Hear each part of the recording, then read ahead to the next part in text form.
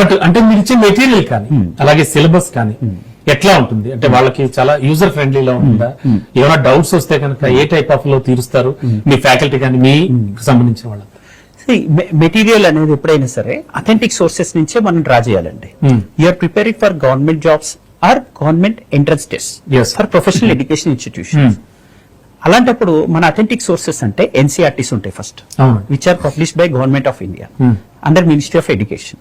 Next ఇది Council for Research and Training కాబట్టి ఇందులో ప్రొఫెసర్స్ దాని షెడ్యూల్ ని కరికులం ని కరెక్ట్ గా డిజైన్ చేసి పెడతారండి. Even I'm also a doctorate gold medallist PhD. So నేను ఒక అకాడమిషియన్. బుక్స్ ఎలా పబ్లిష్ చేస్తారో ఎలా ఆథర్ గా ఉండాలో నాకు తెలుసు బాగా. సో అందుకే ఈ కరికులం డిజైన్ చేసినప్పుడే మనం ఏ బుక్స్ గవర్నమెంట్ అథెంటికేటెడ్ ఉన్నాయో మనం ఆల్రెడీ గ్యాదర్ చేసి వాటి మీద చాలా గైడెన్స్ ఇస్తుంటాం. తెలుగు అకాడమీ బుక్స్ చదవచ్చు, బట్ ఎన్సీఆర్టీ ఇస్ మ్యాండేటరీ అండి. ఇంగ్లీష్ తెలుగు మీడియం విద్యార్థులు అయితే ఇంకా ఖచ్చితంగా చదవాలి. క్వశ్చన్ పేపర్ ఇంగ్లీష్ లోనే ఉంటుంది. ఇది స్టేట్ సెంట్రల్ ఎగ్జామ్స్ అనేది ఇంగ్లీష్ హిందీలో.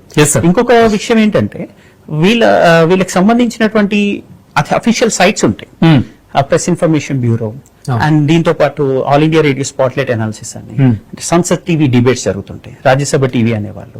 సో ఈ డిబేట్స్ ని వినడము, వీటితో పాటు న్యూస్ పేపర్ అనాలిసిస్ చదవడము, ఎడిటోరియల్స్ నుంచి కొన్ని కౌంటర్ పర్స్పెక్టివ్స్ ఉంటాయి. గవర్నమెంట్ ప్రో గవర్నమెంటే కాకుండా కొన్ని క్రిటికల్ అనాలిసిస్ చేయాల్సి వస్తుంది.